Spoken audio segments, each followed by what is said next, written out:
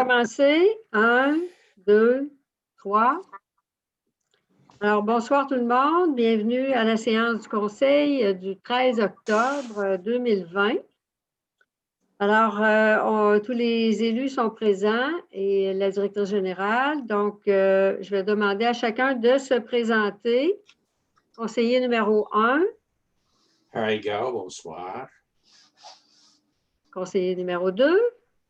Patricia Bégin, bonsoir. Numéro 3. Pierre Lauzon, bonsoir. Numéro 4. Bernard Archambault, bonsoir. Numéro 5. Ghislaine Massé, bonsoir. Et numéro 6. Robert Méran, bonsoir. Alors, je vais commencer. C'est Chantal Denis.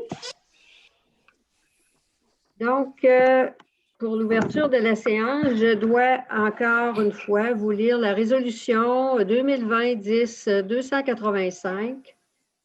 Alors, considérant que que je procède à l'ouverture de la séance à 20h25, considérant l'avis public du 15 septembre 2020 en lien avec la séance ordinaire du mois d'octobre 2020, considérant que l'Organisation mondiale de la santé a déclaré une pandémie de la COVID-19 le 11 mars 2020, considérant le décret numéro 177-2020 du 13 mars 2020 qui a déclaré l'état d'urgence sanitaire sur tout le territoire québécois pour une période initiale de 10 jours, considérant le décret numéro 1023-2020 du 7 octobre 2020 qui prolonge cet état d'urgence sur une période additionnelle, soit jusqu'au 14 octobre 2020, considérant l'arrêté 2020-049 du 4 juillet 2020 du ministre de la Santé et des Services sociaux, qui permet au Conseil de siéger à huis clos et qui autorise les membres à prendre part, délibérer et voter à une séance par tout moyen de communication si les mesures sanitaires ne peuvent être respectées, considérant qu'il est dans l'intérêt public et pour protéger la santé de la population, des membres du Conseil et des officiers municipaux, dont la présente séance soit tenue à huis clos, et que les membres du Conseil et les officiers municipaux soient autorisés à y être présents et à prendre part, délibérer et voter à la séance par vidéoconférence. En conséquence, il est proposé et appuyé à l'unanimité que le Conseil accepte que la présente séance soit tenue à huis clos et que les membres du Conseil et les officiers municipaux puissent y participer par vidéoconférence. Alors, j'aurai besoin d'un proposeur et d'un appuyeur. Madame Massé propose et Monsieur Lauzon appuie. Peut-être fermer vos micros quand vous n'avez pas à parler, s'il vous plaît, parce qu'on entend des petits bruits insolites parfois. Alors, pour l'adoption de l'ordre du jour, on a un assez long ordre du jour. Je vais mentionner que le point 14.8 est reporté. Alors, tout le monde en a pris connaissance. J'aurais besoin d'un proposeur et d'un appuyeur pour accepter l'ordre du jour. Madame Bégin, Patricia Bégin, qui propose et c'est appuyé par Robert Méran. Merci. Tout le monde était d'accord avec l'ordre du jour, j'espère bien. Alors, dans cette assemblée, on a eu une assemblée c'est-à-dire qu'on aurait une assemblée de consultation publique, mais qui s'est faite par écrit pour 2 dérogations mineures. Alors, juste faire mention que pour l'immeuble situé au 944 rue du Rivage, le lot 4 833 963 pour un lotissement. Alors, conformément à l'avis public, avis de consultation publique écrite du 15 septembre 2020, les informations sont données relativement à la demande du 944 rue du Rivage pour le lot 4 833 963 en lien avec un lotissement. Il est à noter qu'une correspondance écrite a été reçue en lien avec cette dérogation mineure une lettre de Mme Carole Renshaw et M. Réal Sabourin, résidant au 10 chemin Monseigneur-Clavel, et ils sont contre cette demande de dérogation. Ensuite, à 3.2, une autre dérogation mineure pour l'immeuble situé au 52 rue Benoît pour le lot 4 833 979 pour l'implantation d'un appareil de climatisation. Alors, conformément à l'avis public, avis de consultation publique écrite du 15 septembre 2020, les informations sont données relativement à la demande du 52 rue Benoît, lot 4 833 979, en lien avec une implantation d'un appareil de climatisation. Il est à noter qu'une correspondance écrite a été reçue en lien avec cette dérogation mineure. Madame Chantal Saint-Denis, résidente au 54 rue Benoît, est pour cette demande. Ces deux points vont être traités à nouveau dans la section urbanisme un peu plus tard. On a reçu des questions. Donc, normalement, on est à la période de questions. Comme on est en huis clos, on a reçu des demandes écrites qui nous ont été soumises.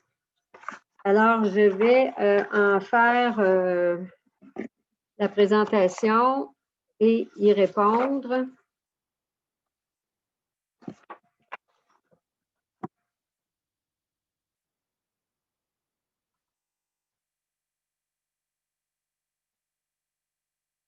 Alors, on a reçu une demande de Mme Andréane Gadebois concernant un mot de la mairesse dans la gloriette d'août 2020 sous le paragraphe « Développement résidentiel ». On peut lire ceci.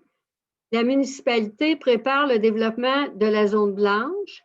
Nous avons procédé à l'acquisition d'un terrain situé là où une rue devait voir le jour à moyen terme en zone blanche. Des sommes non prévues au budget ont été investies. Sur ce, il est écrit que la Ville a acheté un terrain en zone blanche. Qu'est-ce que ce terrain en zone blanche et où se situe-t-il et qu'est-ce que la municipalité va faire avec? Alors, pour répondre à cette question-là, bien, le terme zone est utilisé souvent dans les municipalités en urbanisme pour désigner des espaces, pour identifier leurs fonctions. Donc, une zone blanche, habituellement, c'est pour le milieu urbain ou villageois et par opposition à la zone verte qui est dans le milieu rural ou agricole. Alors, on a une section ou peut-être même plusieurs sections là, dans la zone blanche, mais là où la question nous conduit, c'est entre la rue Benoît et la rue des Saules et le centre communautaire. Il y a un champ actuellement qui est en zone blanche et qui devrait être loti et construit éventuellement. Donc, c'est ça, on a acheté un terrain qui est situé sur la rue Benoît, près d'un gros entrepôt, pour donner un accès à la rue, à une rue éventuellement qui sera développée pour ce secteur-là. Alors, voilà, c'est la première question. On a reçu plusieurs questions de M. Denis Campeau, ancien maire de la municipalité. Donc, la question, première question, étant donné la situation actuelle qui est exceptionnelle avec la COVID et comme plusieurs citoyens voient leur revenu diminuer à cause de cela, est-ce que la date limite pour l'aide à la mise aux normes des fosses septiques, qui est en 2021, sera prolongée de quelques années afin de permettre aux citoyens de rééquilibrer leur budget avant de procéder? Alors, le crédit d'impôt provincial pour la mise aux normes est disponible, lui, jusqu'en 2022. Bon. Actuellement, comme réponse, voilà ce que j'amène comme réponse, c'est qu'actuellement, le programme a été actualisé avec un prêt autorisé par le MAMACH et des dates qui y sont fixées. de sorte que le programme d'aide prendra fin à la date indiquée, soit 2021. Alors, autrement dit, on ne peut pas prolonger ce programme-là, mais on pourrait en émettre un autre, mais jusqu'à ce que je comprends, c'est que jusqu'en 2022, le crédit d'impôt provincial pour la mise aux normes se termine en 2022. Donc, ça sera à regarder de près. On a déjà évoqué au sein du Conseil de se pencher sur peut-être la prolongation ou en tout cas un nouveau programme. Là, dans ce cas-ci, ça va être un nouveau programme pour une autre période, mais ça n'a pas été finalisé comme décision. Donc, on va devoir revoir ça. Ensuite, une autre question. Madame la mairesse, s'il vous plaît, si vous me permettez, la question 2 a été sautée. La question 2. À propos du ruisseau. Le ponceau. J'y vais par bloc. Je vais terminer les questions de M. Campeau, puis après ça, j'irai à la question de M. Giroir, si vous me permettez. Donc, la question 2 de M. Campeau, étant donné la sécheresse que nous avons eue cet été, sachant que ces périodes de sécheresse ont une influence sur le sol, surtout lorsqu'il est majoritairement composé de cette terre glaise, est-ce que des tests ont eu lieu au puits de gaz de schiste de Saint-Antoine-sur-Richelieu afin de savoir si les mouvements de terrain ont affecté le puits et provoqué des dégagements de gaz? La réponse est non. Donc, sinon, allez-vous demander au ministère de l'Environnement de venir faire des tests en sachant que lors d'un tremblement de terre au début des années 2010, des tests furent faits très rapidement afin d'évaluer la situation? La réponse est non. Et puis, il n'y a rien eu de nouveau en ce qui concerne le puits, sauf un appel du bureau du député Simon Jolin Barrette qui nous demandait des informations sur le puits, à savoir est-ce qu'il était fermé. Et donc, je n'ai pas eu d'autres nouvelles, mais on va faire un suivi auprès du bureau du député là-dessus et peut-être voir qu'est-ce qui se passe au niveau du ministère de l'Environnement ou du ministère des Ressources naturelles par rapport à ces anciens puits. On en entend parler occasionnellement, mais là, pas par rapport à nous précisément, mais on va s'informer auprès du bureau du député. Troisième question, les groupes environnementaux préfèrent que les puits de gaz ne soient pas fermés, car à ce moment-là, la responsabilité en cas de fuite revient au gouvernement du Québec, c'est-à-dire à l'ensemble du peuple québécois. Cependant, sachant que les compagnies gazières sont très mesquines, s'il y avait un épisode de pollution, les gazières s'en tireraient probablement très bien. Effectivement, leur défense serait similaire à celle de la plateforme de forage de BP dans le golfe du Mexique il y a quelques années. Il y avait 2 compagnies propriétaires du claim à Saint-Antoine-sur-Richelieu, Junex et Forest Oil. Une 3e compagnie fut responsable du forage et une 4e fut responsable du coffrage autour du trou de forage, sans compter Georges Allard, le propriétaire de la terre agricole où a été fait le forage. Donc, si un pépin survient, les avocats vont s'en donner à cœur joie pour se relancer la balle. Ma question est donc, sachant que nous vivons une situation exceptionnelle avec le COVID et que le souhait du gouvernement du Québec sera de repartir l'économie le plus vite possible lorsque cela sera terminé, et aussi sachant que le gouvernement en place n'a pas de très grande vision environnementale, est-ce que le Conseil a l'intention de demander la fermeture du puits de gaz de Saint-Antoine-sur-Richelieu? La CPTAQ avait demandé sa fermeture en 2010 et Junex avait écrit le 17 septembre 2010 que le puits serait fermé dans les semaines à venir et que le site serait remis en état. Rien n'a été fait depuis ce temps, malgré de nombreuses demandes. La remise en état du site rendra plus difficile la gazière pour le démarrage de la production de gaz et cela laissera plus de temps aux citoyens pour se mobiliser contre la gazière et préviendra la relance de cette industrie dans les basses terres du Saint-Laurent. Donc, c'est à y penser, c'est à y réfléchir. Nous n'avons pas eu de discussion à ce jour. C'est une question qui va être apportée au Conseil pour prendre une orientation. La question numéro 4, situation actuelle avec le COVID a affecté probablement les finances de la municipalité, sachant qu'il y a eu beaucoup de mouvements au niveau de la direction de la municipalité depuis les 3 dernières années. Je me permets de vous rappeler, au cas où l'information se serait perdue dans les méandres des changements, que la municipalité recevait de la commission scolaire 50 des frais de déneigement du stationnement du parc Chantoise. En effet, j'ai remarqué en 2014 ou 2015 que ce stationnement était principalement occupé par des véhicules du personnel de l'école Georges-Étienne Cartier. J'avais aussi noté que l'école n'avait pas assez de places de stationnement pour tous ses employés. La commission scolaire nous envoyait donc un chèque pour la durée du contrat de déneigement, correspondant à 50 du montant du contrat du déneigement. Alors, les vérifications ont été faites et la facturation du centre de services scolaires se fait annuellement et les paiements se font également. Donc, tout va bien de ce côté-là. Question numéro 5.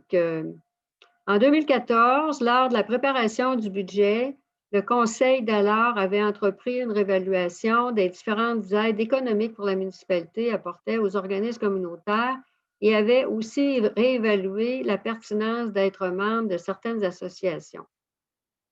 Ainsi, il avait été décidé de quitter l'association des villages fleuris car rien n'avait été fait pour augmenter le nombre de fleurons. Il avait été décidé de rester membre de l'Association des plus beaux villages du Québec, entre autres, suite à l'intimidation de citoyens envers des élus.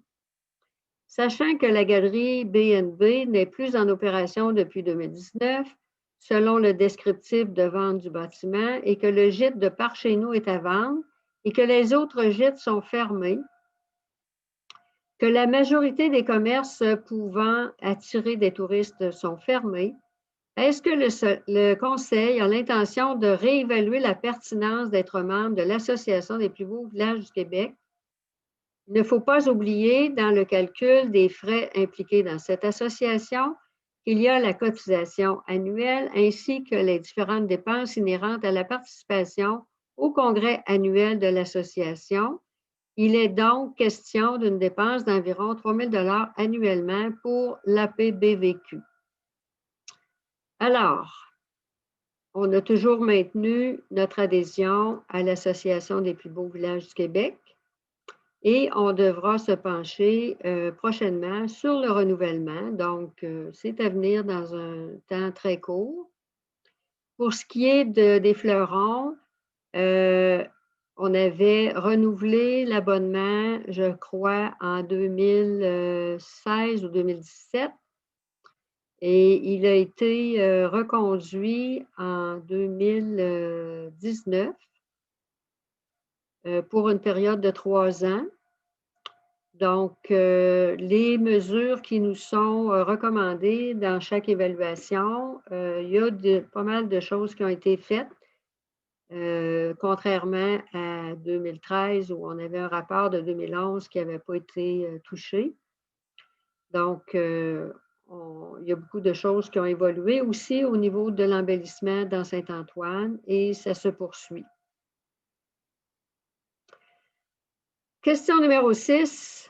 À titre informatif, j'aimerais vous rappeler ce qui a déjà été fait au niveau de l'Internet haute vitesse. En 2015, le maire d'alors avait rencontré un haut placé chez Vidéotron et celui-ci avait dit d'oublier le filaire car tous les futurs investissements de Vidéotron allaient dans le sans fil, donc avec des tours.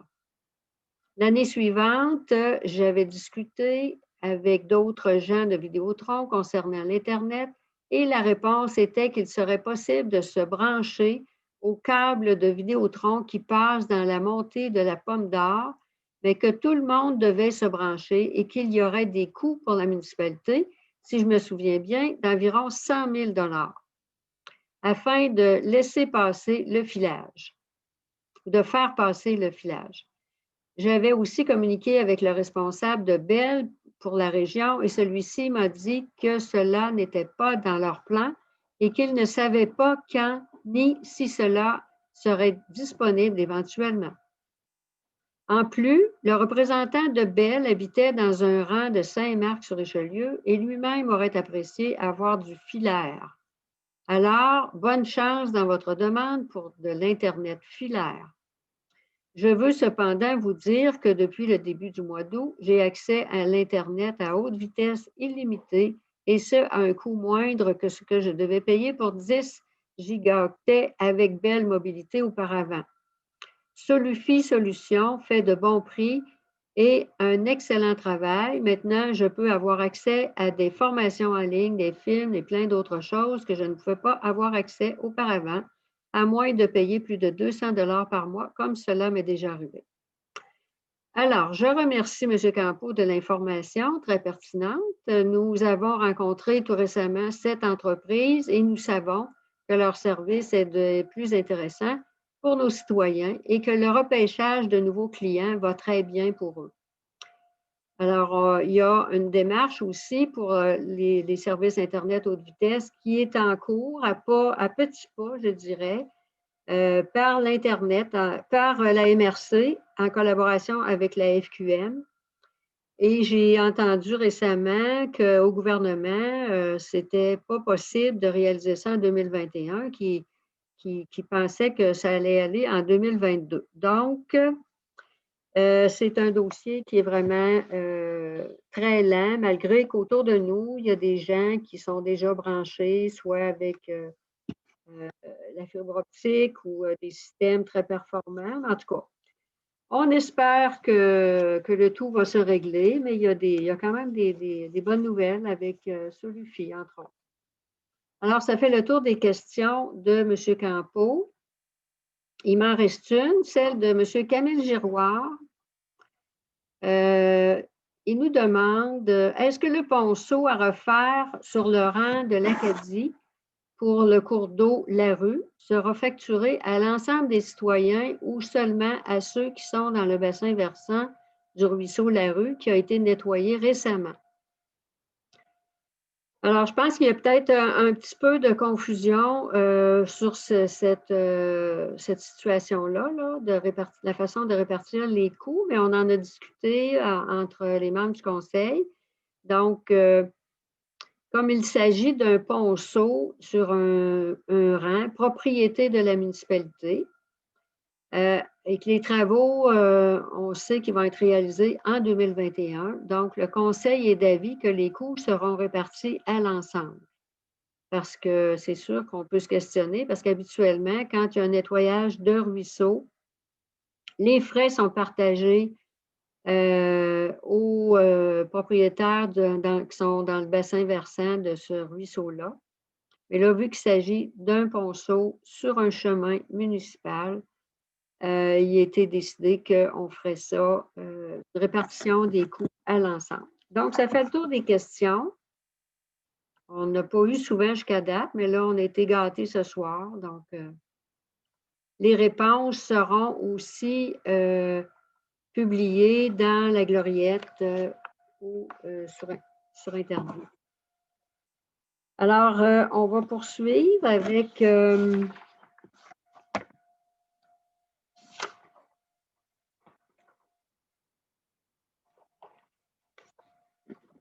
avec le procès verbal pour adoption, donc la résolution 2020-10-287, considérant que chaque membre du Conseil a reçu copie du procès verbal de la séance ordinaire du 8 septembre 2020. En conséquence, il est résolu d'adopter le procès verbal de la séance ordinaire du 8 septembre 2020 en y modifiant le quatrième considérant au point 12.14 comme suit. Considérant que le demandeur a fait parvenir à la municipalité une copie du dossier de notification afin de se conformer aux exigences de la CPC-2-0-03 d'Industrie Canada qui gère l'installation des tours de télécommunication. Et si je ne me trompe pas, il y avait un autre ajout. Est-ce que, Véronique, Madame la DG, vous voulez nous lire l'autre partie de ce texte modifié dans le procès-verbal? Oui, en conséquence, il est proposé par M. Robert Mérand, appuyé par Bernard Archambault et résolu à l'unanimité d'accepter la demande et d'autoriser l'implantation d'une tour autoportante de 96 pieds conformément aux normes. Parfait, merci beaucoup. Donc, ce sont les petites modifications au procès-verbal du 8 septembre. J'aurais besoin d'un proposeur et d'un appuyeur. Monsieur Archambault propose. C'est appuyé par Madame Bégin. Tout le monde est d'accord avec la résolution? D'accord, merci beaucoup. Bon, on continue avec le rapport de la mairesse. Donc, on a appris ce midi que toute la Montérégie serait en zone rouge à compter de vendredi le 16 octobre. Donc, on a le regret d'annoncer l'annulation de différents services au niveau des loisirs, entre autres, des événements de la culture, des changements au niveau de la bibliothèque dont on attend des précisions. Alors, il va y avoir une gloriette express qui va être émise d'ici une semaine, peut-être vendredi, peut-être au début de la semaine prochaine. Enfin, on va faire pour le mieux pour transmettre l'information aux citoyens, mais on imagine que ça se répand vite, ces nouvelles-là. Tout le monde va pas mal être au courant. Mais on veut quand même clarifier puis mettre par écrit toutes les consignes requises par cette situation-là. Au niveau de la gestion des matières résiduelles, on a eu un rapport de la MRC qui a la compétence au niveau de toutes les cueillettes de déchets, recyclage organique et tout ça. Donc, il y avait l'escouade verte cet été qui s'est promenée dans la plupart des municipalités de la MRC pour la plupart des cueillettes. À Saint-Antoine, on n'a pas eu de visite pour la cueillette du recyclage parce que les horaires, ça ne concordait pas. Ils n'ont pas eu la possibilité de venir nous visiter.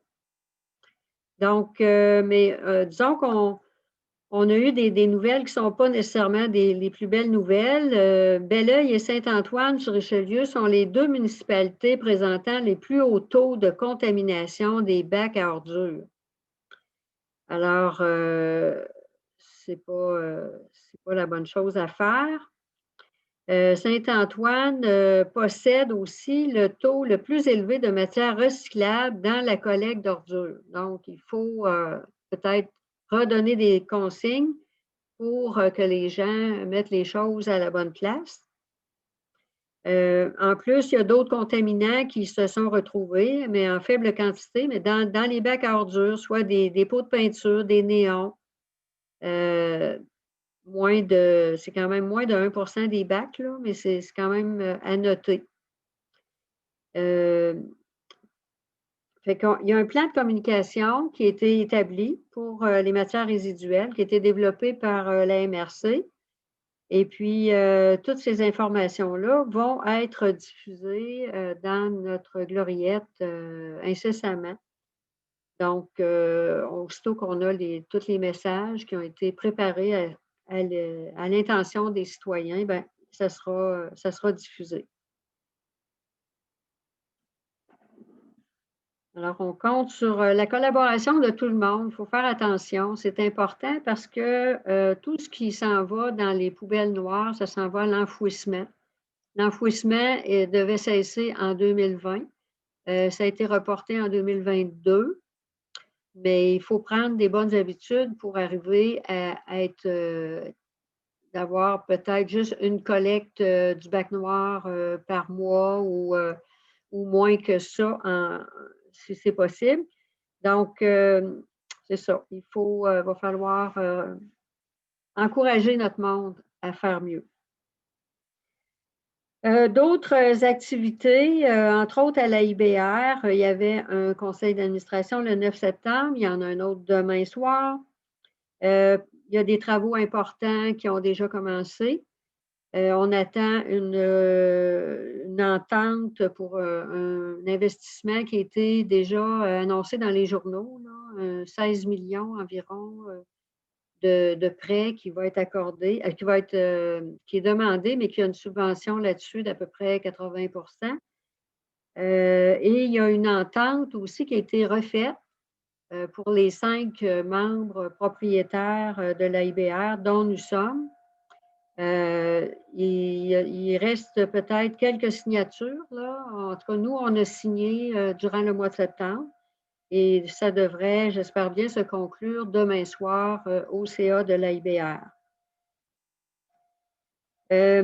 À la MRC, il y a toujours l'atelier de travail et la séance qui sont très bien alimentés, beaucoup de dossiers. Il y aura aussi une séance cette semaine, jeudi, le 17. Alors, tout ça se fait en huis clos, malheureusement, mais c'est la règle maintenant. J'ai participé aussi à la remise des médailles au tournoi cycliste, un tournoi provincial organisé par le Club dynamique de Contrecœur. Une grande partie du circuit était dans nos rangs, Saint-Antoine. Et puis, en tout cas, ça a été une très belle journée. Les participants ont eu de la belle température et ils ont fait des performances quand même assez intéressantes. Donc, je voulais en faire part parce que c'est une belle façon de faire connaître notre municipalité puis les beautés de nos paysages. Donc, il ne faut pas, disons, minimiser les petits inconvénients que ça occasionne, mais il faut quand même se réjouir davantage du succès que ça peut apporter, puis de l'encouragement aussi à la participation sportive des gens dans ces tournois-là. Alors, aussi, on a des rencontres régulières concernant la COVID au niveau avec la direction générale, justement pour s'assurer d'une bonne protection des employés, des gens qui viennent à la municipalité et tout ça, puis on revoit nos règles au fur et à mesure. On était en zone orange, là, on va passer en rouge, donc on va revoir encore les activités, l'ouverture des bureaux et tout ça, donc on va vous tenir au courant. Dernière nouvelle et très bonne nouvelle, j'ai eu un courriel tout à l'heure disant que la sculpture du loup, qui fait partie du bestiaire du Richelieu, va être installée demain au quai municipal Ferdinand Fecteau. Donc, très bonne nouvelle. Et puis, il y a un lutrin qui va suivre avec une affiche qui va décrire un peu l'histoire de Saint-Antoine et le lien avec le loup. Donc, ça complète mon rapport. On va poursuivre avec le volet administration et finances, les comptes à payer. Résolution 2020-10-288. Alors, je vais avoir besoin d'un proposeur et d'un appuyeur pour permettre le paiement des comptes selon la liste qui a été remise aux conseillers et conseillères datée du 30 septembre 2020. Il y a des factures à payer pour un montant de 25 681,60 $. Il y a des factures payées pour approbation pour un montant de 158 146,48 $. Il y a des salaires et déductions à la source qui ont été payés pour un montant de 50 253,04 $. Donc, la directrice générale nous certifie que les fonds sont disponibles dans les postes budgétaires. Alors, est-ce qu'il y a un proposeur et un appuyeur pour ces comptes? M. Lauzon propose. C'est appuyé par Mme Bégin. Tout le monde est d'accord avec la résolution? Merci. 7.2, module de communication pour les immeubles municipaux, changement de système. Donc, notre téléphonie était devenue désuète. Alors, on a une résolution numéro 2020-10-289. Donc, considérant la résolution 2020-08-222, téléphonie municipale, changement de système, contrat et achat. Considérant la désuétude et la non-compatibilité des systèmes de communication pour les alarmes incendie et intrusion. En conséquence, il est proposé et résolu de procéder au changement des modules de communication des immeubles municipaux auprès de la compagnie Desmarais Protection électronique au coût de 3 470 avant taxe. J'aurais besoin d'un proposeur, Mme Bégin, appuyé par M. Lauzon. Tout le monde est d'accord avec la résolution? Très bien, merci beaucoup. 7.3, Internet municipal, modification et renouvellement de contrat. La résolution 2020-10-290. Alors, considérant la résolution 2020-8-222, qui parle de téléphonie municipale pour des changements de système, contrat et achat, alors il est proposé de modifier et de renouveler le contrat pour 36 mois de service Internet avec Vidéotron comme suit. Renouvellement de 3 ans à partir des modifications et de l'entrée en vigueur de la téléphonie IP. Augmentation de la vitesse. 69,95 avant taxe par mois pour l'immeuble situé au 1060 rue du Moulin-Payet. 46,95 avant taxe par mois pour l'immeuble situé au 1028 de la rue du Rivage, qui est la Maison de la Culture. 69,95 avant taxe par mois pour l'immeuble situé au 27 chemin de la Pomme d'Or, qui est la caserne incendie et le garage municipal. Alors, j'ai besoin d'un proposeur et d'un appuyeur. Monsieur Gard propose, Madame Bégin appuie. Est-ce que tout le monde est d'accord avec la résolution? Merci beaucoup. 7.4, téléphonie terrestre municipale, modification et annulation de contrat. Résolution 2020-10-291, considérant la résolution 2020-08-222, même que tout à l'heure, on parle de téléphonie municipale pour des changements de système, contrat et achat. Considérant les contrats en lien avec la téléphonie terrestre avec Bell Canada, il est proposé et résolu d'effectuer les modifications ou annulations suivantes.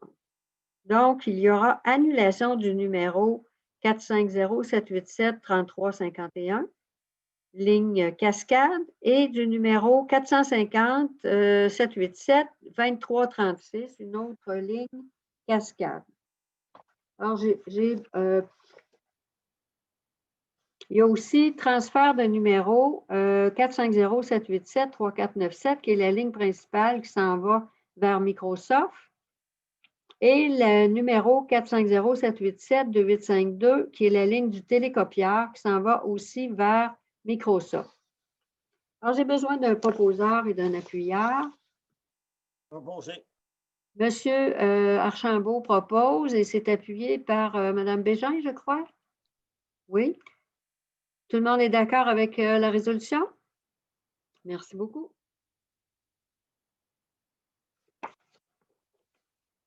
7.5, serveur informatique municipal, changement, achat et programmation. Résolution 2020-10-292.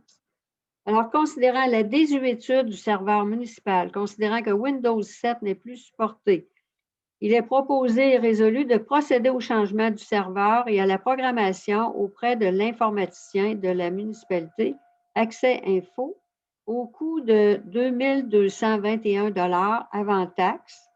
Il est à noter que la finalité de la programmation du nouveau routeur est incluse dans le prix au coût de 216 $ avant taxe. Proposé. Proposé par M. Archambault, appuyé par M. Lauzon. Tout le monde est d'accord avec la résolution? Merci beaucoup. 7.6, PG Solutions, réinstallation des logiciels informatiques. Donc, c'est conséquent au changement de serveur. Il faut réinstaller les logiciels PG, qui sont les outils de travail principaux des employés de la municipalité. Donc, résolution 2020-10-293, considérant la résolution 2020-10-292, le serveur informatique, considérant que les logiciels municipaux de PG Solutions seront à réinstaller sur le nouveau serveur, en conséquence, il est proposé et résolu d'autoriser PG Solutions à réinstaller les logiciels municipaux de PG Solutions au coût de 713 $ avant taxe. Et c'est proposé par Mme Bégin et c'est appuyé par M. Méran.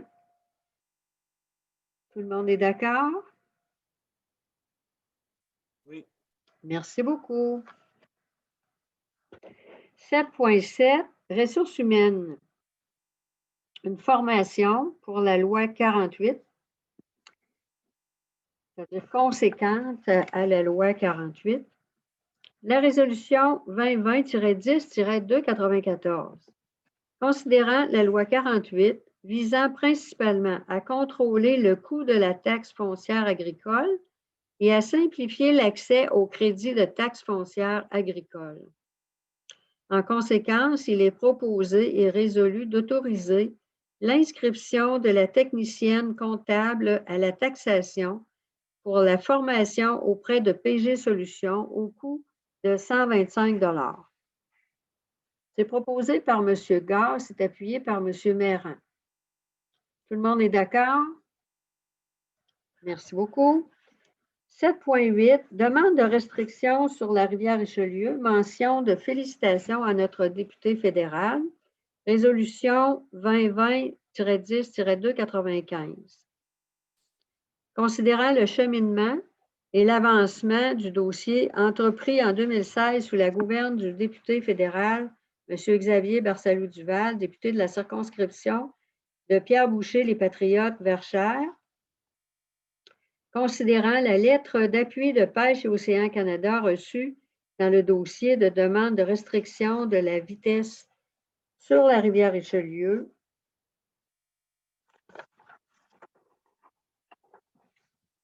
dans la zone située sur le territoire des municipalités de Saint-Antoine-sur-Richelieu, Saint-Denis, Saint-Marc et Saint-Charles-sur-Richelieu, considérant l'importance de ce dossier pour la protection des berges et la sécurité des usagers sur ce tronçon de la rivière, ainsi que pour la protection des espèces menacées.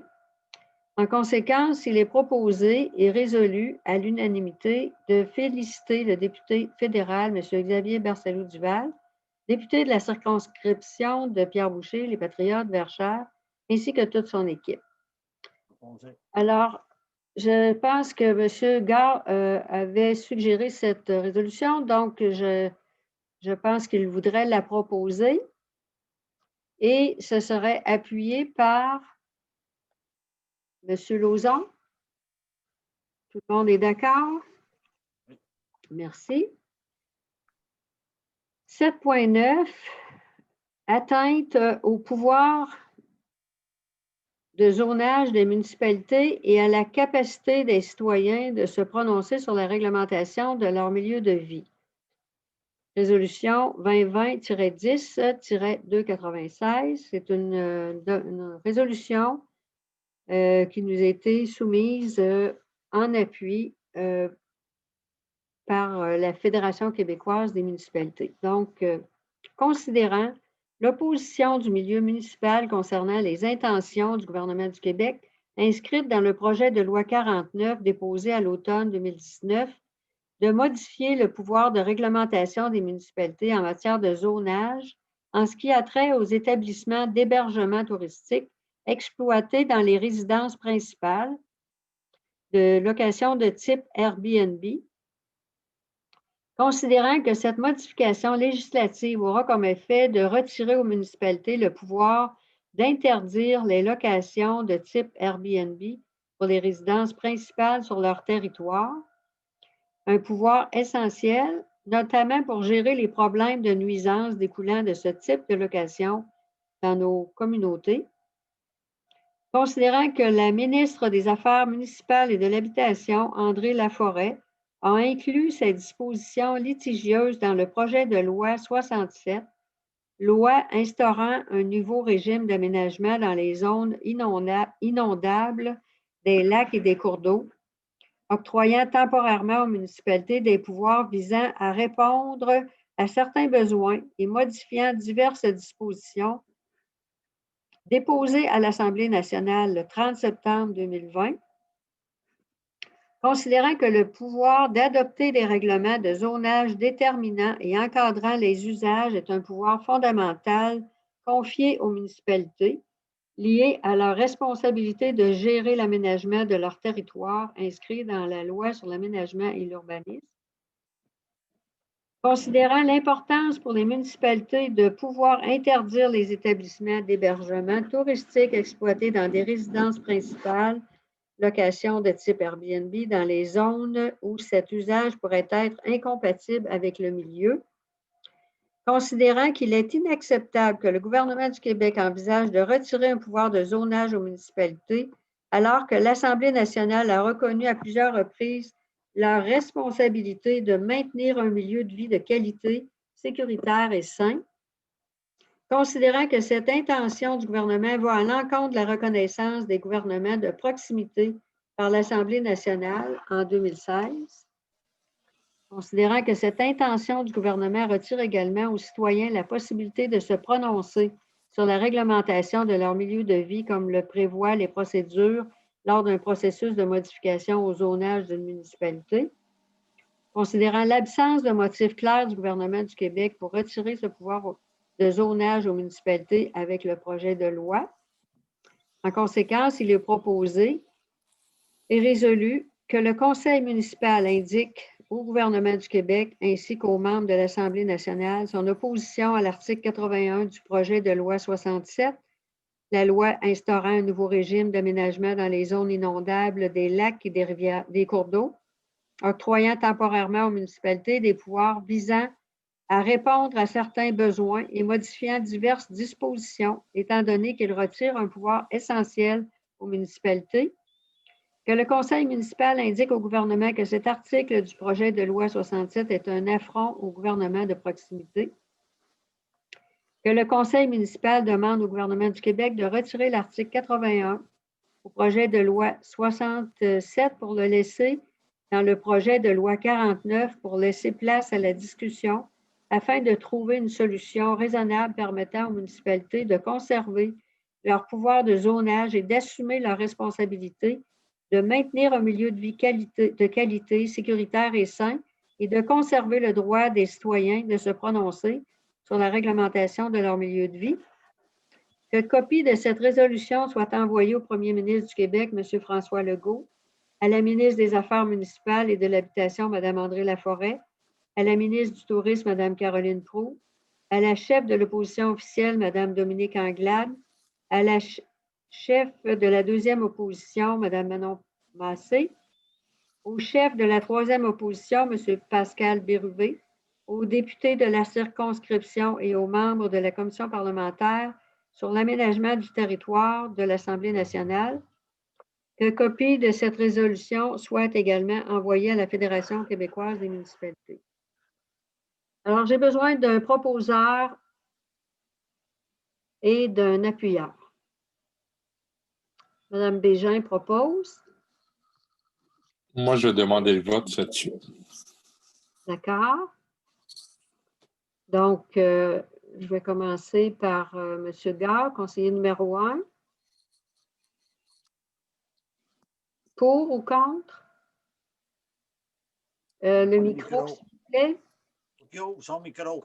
Il a dit pour, je crois. Est-ce qu'on peut entendre ta voix, Harry, s'il te plaît, en ouvrant ton micro?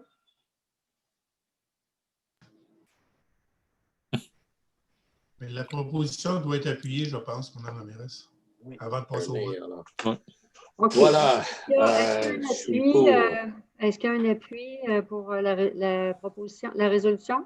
Oui, je suis pour. Donc, tu appuies la résolution? Oui, D'accord, parfait. Patricia a proposé. On s'en va à M. Lauzon. Oui. Pour? Oui. Bernard? Oh, Pour? Ghislaine? Pour. Pour? Robert? Contre? Contre. D'accord. Donc, un contre et 5 pour. D'accord, merci beaucoup. On poursuit avec 7.10, programme de contribution pour la sécurité nautique de Transport Canada, dépôt d'un projet, la résolution 2020-10-297, considérant le programme de contribution pour la sécurité nautique de Transport Canada, considérant le volet de la sécurité de la navigation de plaisance, considérant que le dit programme permet de demander une subvention,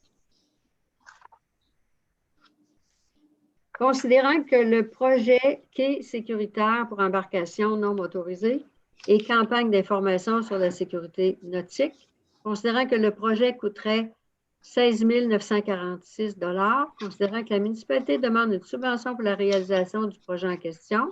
En conséquence, il est proposé de déposer le projet quai sécuritaire pour embarcations non motorisées et campagne d'information pour la sécurité nautique. On aura besoin d'un proposeur et d'un appui. Madame Bégin, Monsieur Oui. Archambault. Est-ce que tout le monde est d'accord avec la résolution? Merci beaucoup. On s'en va aux travaux publics maintenant. Je vais laisser la parole à Monsieur Bernard Archambault, des travaux publics, pour le rapport sur ses travaux pour le mois de septembre. sur le territoire, le remplissage a été fait sur tout le territoire. La signalisation des lignes de lignage a été faite après le remplissage. Les lignes sur différents tronçons de route. Et puis la deuxième tonte, les embords de route a été fait sur tout le territoire. Et c'est tout. Parfait. Il y a des résolutions, 8.2. Oui. Il y a des résolutions pour le 8.2 tonnes de pelouse municipale pour le contrat pour l'année 2021.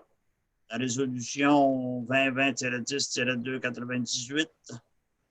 Et puis, c'est considérant que la seule compagnie qui a accepté de tondre des gazons municipaux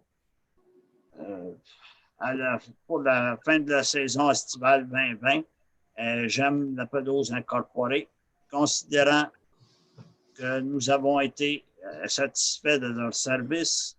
En conséquence, je propose de donner le contrat pour les pelouses municipales pour l'année 2021 à la compagnie J'aime la pelouse incorporée au coût de 18 000 $ avant taxe. Et c'est appuyé par M. Lauzon. Tout le monde est d'accord avec la résolution? Très bien, merci beaucoup. Deuxième résolution, entretien des plates-bandes pour un contrat 2021, considérant que la seule compagnie qui a accepté d'entretenir les plates-bandes pour la fin de l'année, la fin de la saison estivale 2020 et J'aime la pelouse incorporée, considérant que nous avons été satisfaits de leur service. En conséquence, je propose de donner le contrat des plates-bandes municipales pour l'année 2021 à la compagnie J'aime la pelouse incorporée au coût de 9 600 $ avant taxe. Besoin d'un appuyeur. M. Lauzon appuie. Tout le monde est d'accord avec la proposition? Très bien, merci beaucoup. On s'en va maintenant aux bâtiments municipaux. Pierre? Oui. On a une demande pour acheter du matériel de désinfection en rapport avec la COVID-19. Ce qu'on propose, c'est d'acheter 4 stations de lavage de mains. C'est des stations qui est autoportante, qui va contenir le réservoir de désinfectant. On en a besoin d'une station pour le mettre à la mairie, une à la Maison de la Culture, une au pavillon des loisirs, puis une autre au garage et au service d'incendie. Et il faut savoir aussi que ces stations-là sont transportables. On peut les utiliser même à l'extérieur si parfois on a des activités extérieures qui reprennent à un moment donné. En conséquence, je propose d'entériner l'achat de matériel désinfectant et de support auprès de la compagnie Sanexel au coût de 1 542 $ avant taxe pour 4 stations. Besoin d'un appuyeur. Oui. Madame Massé, Ghislaine Massé, appuie. Vous êtes d'accord avec la résolution? Très bien, merci beaucoup. Oui. Maintenant, point 10, les parcs municipaux. M. Archambault, aménagement des parcs, suivi de différents dossiers. Oui, dans le rapport pour les parcs, il y a le parc des Lauriers. Les travaux sont à peu près très avancés ou terminés pour certains. Les travaux d'excavation Janot et Fils ont été complétés. Il y a eu une partie de plantation faite par des individus et par les travaux publics. Puis, il y a eu l'ensemencement qui a été fait pour la pelouse. Ça devrait sortir de terre bientôt. Pour la Maison de la Culture, il y a eu une réparation temporaire des gouttières pour empêcher l'infiltration d'eau. Et pour le skatepark, il y a eu une réparation du pavage, là où il y avait eu des fissures là, du côté du cours d'eau des 40. Et c'est tout. Très bien, merci beaucoup. On s'en va maintenant au point 11, en sécurité publique, avec Mme Massé.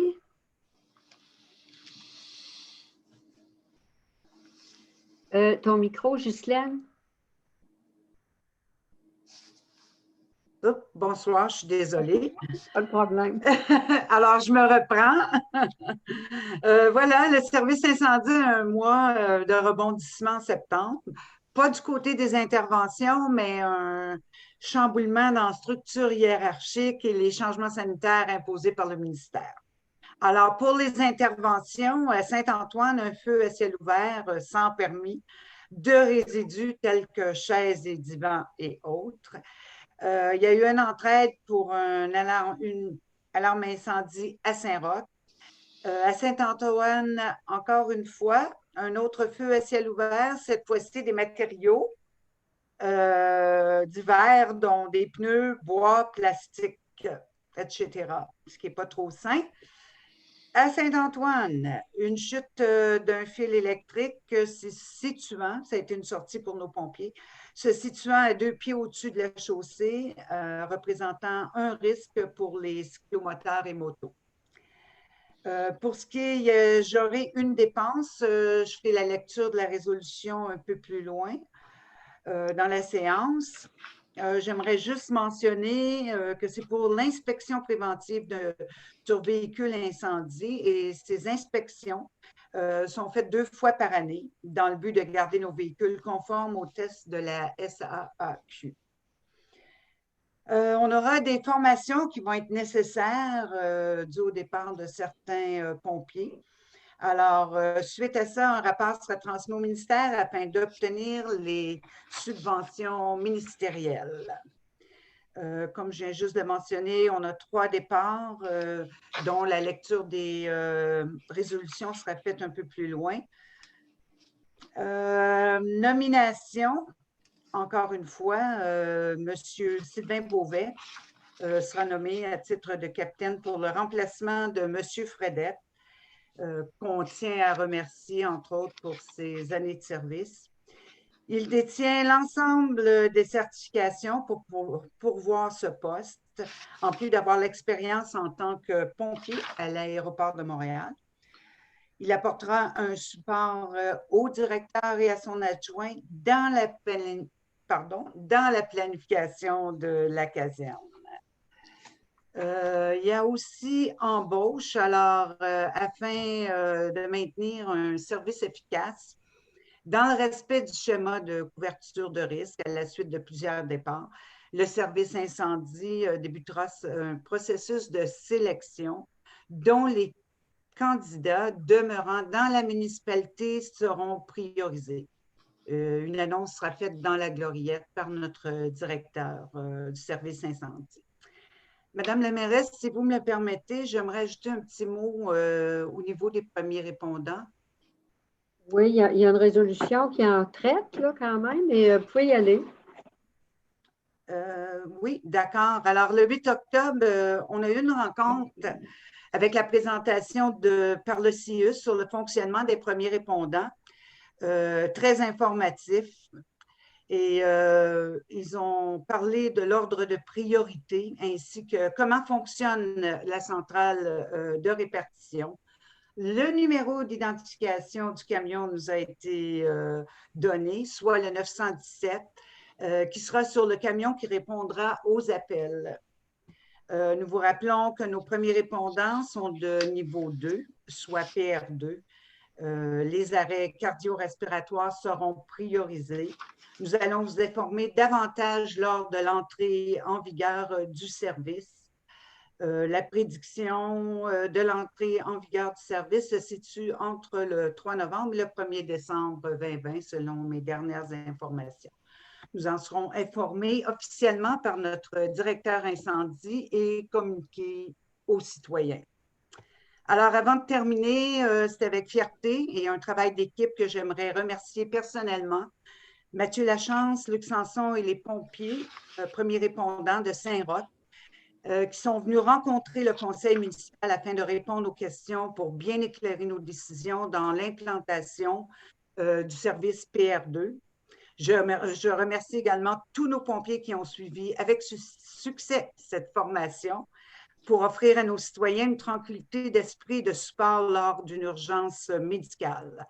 Je remercie les membres du conseil d'avoir appuyé et entériné ce service. Merci à nos citoyennes et citoyens, par vos commentaires, d'avoir accueilli ce projet de premier répondant avec une ouverture positive de ce service dans notre municipalité. Alors, merci Madame la mairesse de m'avoir permis de m'exprimer, de remercier nos pompiers. Alors, ça complète le rapport du service incendie. Parfait. Merci. Alors, il y a plusieurs résolutions qui vont suivre, donc ça va préciser un peu les propos déjà mentionnés. Oui. Alors, est-ce que, vu que le point, on a la sécurité civile au point 11.2 avant les résolutions, est-ce que vous voulez que je le fasse tout de suite? Ben oui, on peut le faire. J'ai un petit suivi. Oui, j'ai un suivi sur la sécurité civile. Alors, j'ai participé à 2 webinaires au mois de septembre, dont Mme la mairesse assistait également. Le premier donné par l'Association civile du Québec, qui traitait de la COVID-19, entre scénario, plan et bonnes pratiques pour donner suite à la première vague et s'attaquer à la deuxième avec plus de connaissances et une meilleure planification. Il y a eu le deuxième webinaire donné par la direction des opérations du ministère de la Sécurité publique. Ceci concernait la schématisation des communications pour une meilleure gestion efficace du service, une réponse adaptée de la structure de sécurité civile, entre autres à la pandémie de COVID-19, la mobilisation et bonification pour les municipalités ont été discutées. Beaucoup d'informations pour une meilleure gestion et points de contact. Le troisième, en compagnie de notre directrice générale, Mme Piché, s'était adressé aux coordonnateurs, ceci en lien avec le plan des mesures d'urgence en sécurité publique. Encore une fois, de l'information pour bien comprendre le rôle important des coordonnateurs lors d'une urgence publique et de la pandémie actuelle que nous vivons. Alors, un complément au coordonnateur du deuxième webinaire donné par la direction des opérations du ministère de la Sécurité publique. Alors, je vous épargne tous les détails de ces webinaires. Mais sachez que votre municipalité est informée et prête à agir. Merci. Très bien, merci beaucoup.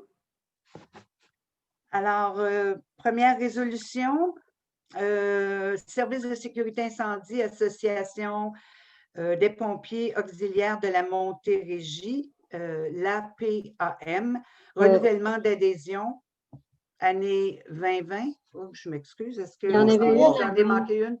Je vais y revenir vu que j'ai commencé D'accord, celle-là. parfait. Merci. Alors, résolution 2020-10-302, considérant le renouvellement d'adhésion avec l'APAM en lien avec un service de cantine lors d'intervention. En conséquence, je propose qu'il soit résolu de renouveler l'adhésion avec l'APAM pour l'année 2021 au coût suivant. 25 $ avant taxe par pompier annuellement et 85 $ avant taxe de l'heure pour un minimum de 2 heures par événement que le service est requis. D'autoriser la direction générale à signer les documents reliés au renouvellement de l'adhésion à l'APAM pour l'année 2021. Alors, c'est appuyé par M. Lauzard. Tout le monde est d'accord avec la résolution? Non, je demande le vote. Le vote est demandé. Donc, conseiller numéro 1, c'est-à-dire, attendez un peu là. Est-ce que j'ai eu un appuyeur? Je suis pour. Pierre Lauzon a appuyé. Pierre Lauzon, OK, excusez-moi. Oui. Bon, OK. Monsieur Gard est pour. Patricia? Pour. Pour. Monsieur Lauzon a appuyé, donc il est pour. 4, Bernard contre. Ghislaine a proposé, donc elle est pour. Monsieur Mérin, Robert, pour.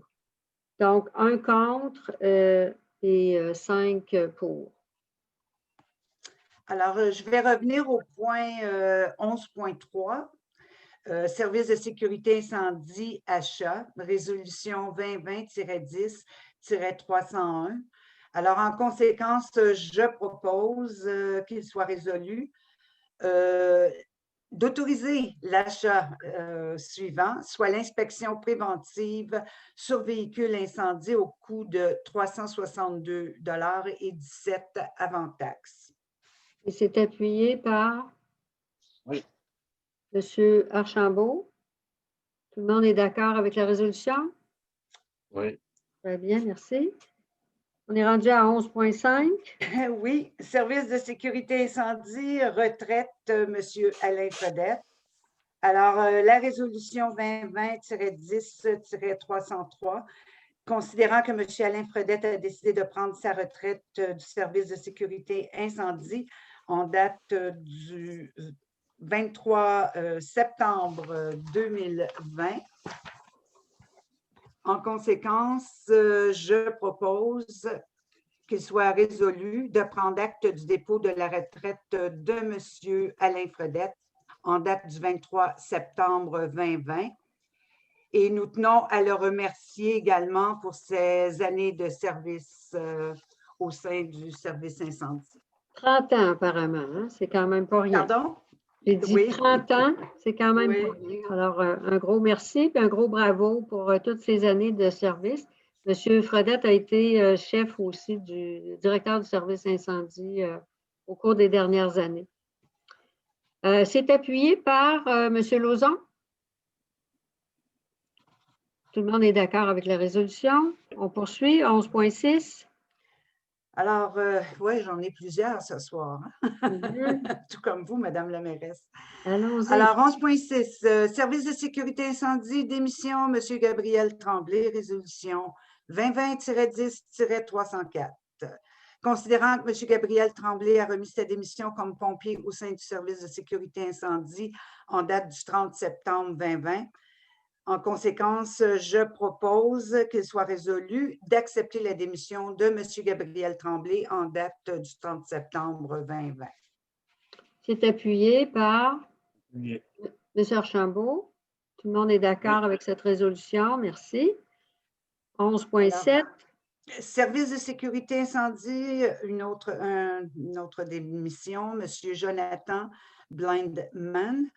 Résolution 2020-10-305, considérant que M. Jonathan Blindman a remis sa démission comme pompier au sein du service de sécurité incendie en date du 30 septembre 2020.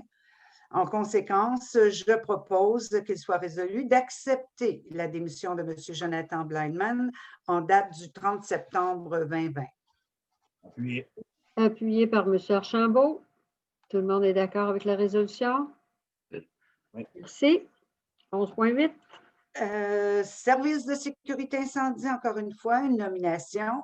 M. Sylvain Beauvais. Résolution 2020-10-306. Alors, considérant la résolution 2020-10-avenir, service de sécurité incendie retraité, M. Alain Fredette. En conséquence, je propose qu'il soit résolu de nommer M. Sylvain Beauvais à titre de capitaine en date du 14 octobre 2020. Appuyé par M. Lauzon. Tout le monde est d'accord avec la résolution? Oui. Merci beaucoup. Alors, 11.9. Merci. Service de sécurité incendie, embauche M. Félix Lachance. Considérant le schéma de couverture de risque, considérant qu'il est préférable de maintenir un nombre minimal de pompiers au sein de la brigade du service de sécurité incendie, en conséquence, je propose qu'il soit résolu d'embaucher M. Félix Lachance comme pompier en date du 30 septembre 2020. 14 J'ai octobre. annoté, pardon? 14 octobre qu'on a mentionné. Le 14, ah bon, je n'avais pas la correction, pardonnez-moi. Alors, il faut prendre note que le directeur du service de sécurité incendie, M. Mathieu Lachance, dénonce un lien de parenté avec le nouveau membre embauché au sein du service de sécurité incendie. Appuyé. Appuyé par M. Archambault. Tout le monde est d'accord avec la résolution? Oui. Okay, merci beaucoup. 11.10, ministère du Transport. Ça, c'est de la voirie, ça? M. Archambault? Oui. Ministère du Transport du Québec, pont du cours d'eau des 40, garde-corps demandé. Résolution 2020-10-308, considérant le garde-corps du pont du ruisseau des 40, situé du côté nord du rivage, considérant l'environnement aux abords du pont du ruisseau des 40. En conséquence, je propose de demander au ministère du Transport du Québec l'ajout de protection supplémentaire à la limite aux limites du garde-corps. Une question, s'il vous plaît, ou un commentaire? Oui. Oui, M. Lauzon. Il faudrait ajouter aux deux extrémités du garde-corps. Parce qu'au début, on a parlé d'un côté, mais là, il faut parler des deux bouts. Là. OK. Mais aux limites, OK, aux deux. Il y en a deux. Il y en a deux, c'est sûr. Ça pourrait être aux limites au pluriel, là, mais. Oui, aux deux. Aux deux extrémités du garde-corps côté nord. Parfait. Puis je vais appuyer la proposition. D'accord, merci. Tout le monde est d'accord avec la résolution? Oui. Okay, merci beaucoup. On s'en va maintenant 11.11 avec Mme Massé. Formation 2021. Service incendie. C'est fermé. Ouvrez. Micro, Ghislaine. Oui, je m'en suis rendu compte, pardonnez-moi. Alors, résolution 2020-10-309, considérant que le règlement sur les conditions pour exercer au sein d'un service de sécurité incendie municipal prévoit les exigences de formation pour les pompiers des services de sécurité incendie afin d'assurer une qualification professionnelle minimale.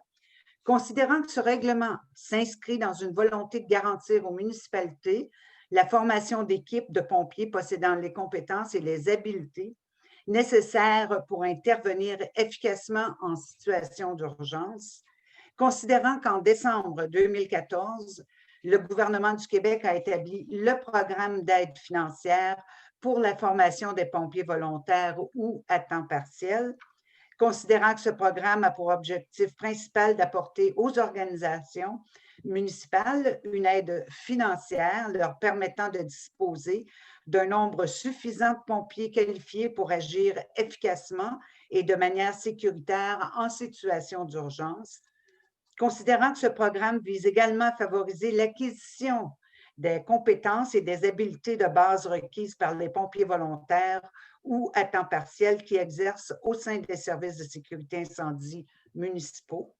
considérant que la municipalité de Saint-Antoine-sur-Richelieu désire bénéficier de l'aide financière offerte par ce programme, considérant que la municipalité de Saint-Antoine-sur-Richelieu prévoit la formation de 4 pompiers pour le programme Pompier 1 au cours de la prochaine année pour répondre efficacement et de manière sécuritaire à des situations d'urgence sur son territoire, considérant que la municipalité doit transmettre sa demande au ministère de la Sécurité publique par l'intermédiaire de la MRC de la Vallée du Richelieu en conformité avec l'article 6 du programme. En conséquence, je propose qu'il soit résolu de présenter une demande d'aide financière pour la formation de ces pompiers dans le cadre du programme d'aide financière pour la formation des pompiers volontaires ou à temps partiel au ministère de la Sécurité publique et de transmettre cette demande à la MRC de la Vallée du Richelieu. Appuyé.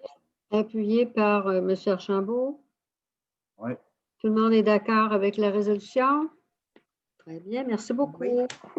11.12. Alors, service de sécurité incendie, premier répondant, niveau 2, activation.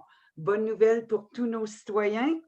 Alors, résolution 2020-10 et 310, considérant la résolution 2019-04-071, premier répondant, mise en place du 6, considérant que les premiers répondants viendront en aide aux citoyens qui seront victimes d'arrêts cardio-respiratoires, de réactions allergiques sévères et de problèmes traumatiques graves, considérant que les pompiers ont tous reçu une formation de 32 heures reconnue par le ministère de la Santé et des Services sociaux, leur permettant d'agir en tant que premier répondant accrédité par le service préhospitalier d'urgence du Centre intégré de santé et de services sociaux de la Montérégie Centre, considérant que toutes les demandes médicales logées au 911 engendrent toujours l'assignation d'une ambulance et simultanément l'assignation du service de premier répondant lorsque la survie du citoyen est en péril. Considérant l'importance de chaque minute de réduction du délai dans les situations d'arrêt cardio-respiratoire, les premiers répondants seront assignés d'emblée, indépendamment du temps réponse ambulancier prévu. En conséquence, je propose qu'il soit résolu à l'unanimité que le service premier répondant sera offert à partir du 3 novembre 2020 sur le territoire de la municipalité. J'aimerais l'appuyer, si vous voulez. Oui, appuyé par Pierre Lauzon. Tout le monde est d'accord avec la résolution? Oui. Oui. Très bien, merci beaucoup. Maintenant, on s'en va au point 12, protection de l'environnement et de l'agriculture. Merci beaucoup, Mme Massé, pour ce long... Je m'excuse. Oui. Est-ce que vous avez dit le 3 novembre? Oui, elle a dit le 3 C'est ce que vous m'aviez donné, Dans Madame. Bon, elle a... Dans le mois, ah bon, OK. Au cours du mois de novembre, je pense, c'est ça qu'elle voulait dire, au cours du mois de novembre. Oui, mais dans mon rapport, en fait, dans mon rapport, j'avais mentionné entre le 1er novembre et le 1er décembre. Alors, à partir du 2 novembre. Merci. OK, donc, je donne la parole à M. Harry Gare pour son rapport sur l'environnement. l'agriculture et le transport collectif. Alors, on va commencer avec D'accord. l'environnement. Oui, justement. Une demande de restriction de la vitesse sur la rivière Richelieu a été validée par Parc et Océan Canadien pour motif de protection d'espèces menacées, notamment le chevalier cuivré et quelques autres espèces dont la fraie est perturbée par la turbidité de l'eau occasionnée par les vagues et batillages provenant d'embarcations motorisées. Pêche et Océan a recommandé au Bureau de la sécurité des transports Canada d'imposer une limite de vitesse de 10 km/h sur les 20 km de la rivière le long des territoires de Saint-Antoine et Saint-Marc, incluant donc Saint-Denis et Saint-Charles. Le travail de l'Association des riverains et du député Barcelu Duval et son bureau et les résolutions des municipalités n'ont pas été faits en vain. Évidemment, il faut attendre la réaction de Transport Canada avant de jubiler. Autre dossier, la plantation d'arbres cet automne a été freinée par la pandémie COVID-19. Alors, un fournisseur potentiel de saules brise-vent a acquiescé à notre demande de patienter jusqu'au printemps 2021. Le Parc des Lauriers a toutefois reçu une vingtaine d'arbres plantés tout récemment. Un inventaire a été fait aussi pour savoir combien d'arbres de chaque espèce plantée en collaboration avec le groupe Vent du Nord ont péri. Et nous allons rester en contact avec le fournisseur de ces arbres afin de voir leur remplacement. L'action de la mairesse en ces dossiers a été déterminante. Alors, je la remercie. Ça fait plaisir. L'agriculture, à part les interventions de l'inspecteur, peu d'actions à rapporter ce mois-ci. Toutefois, une bonne nouvelle, la municipalité régionale du comté de la vallée de Richelieu a annoncé un programme de récupération et recyclage des plastiques agricoles. Exemple, emballage de ballots de foin en plastique blanc. Nous avons encore remis à plus tard toute conférence publique, COVID oblige, telle que celle prévue depuis ce printemps avec M. Louis Robert, agronome du MACAC. Et finalement, la prochaine rencontre des comités agriculture et environnement est planifiée pour le 4 novembre prochain. Les transports. Notre fournisseur de transport adapté EXO est en principe sous l'autorité de l'Agence régionale de transport métropolitaine, ARTM, responsable de la planification, la coordination et la tarification de tous les transports publics de la région de Montréal, CUM et plus, et qui a fait les nouvelles pour ses dépenses sur les œuvres d'art, le plan stratégique et autres jugés par le Journal de Montréal de ce matin. Ils ont consulté un expert, entre guillemets, qui croit que tout ce qui compte, c'est le service direct à la population et que la planification et la stratégie et tout ça, c'est pas nécessairement rendre service à la population. Modestement, je m'inscris en faux quant à cette vision minimaliste de l'importance de la coordination régionale. Je résume le rapport formel. Il faut par contre prendre en considération les défis auxquels l'agence fait face, la création d'une stratégie cohérente et un nouveau système de tarification simplifié de 4 grands réseaux, STM, STL, RTL et EXO. C'est beaucoup. Finalement, le coût de ce travail de tarification et de planification incombe à la province et non aux contribuables locaux ni aux usagers du transport directement. Voilà, c'est mon rapport, Madame la mairesse. Merci beaucoup, M. Gard. Alors maintenant, on va aller en aménagement et urbanisme avec M. Méran. Donc, plusieurs points aussi à Oui, quelques pages à vous lire gentiment.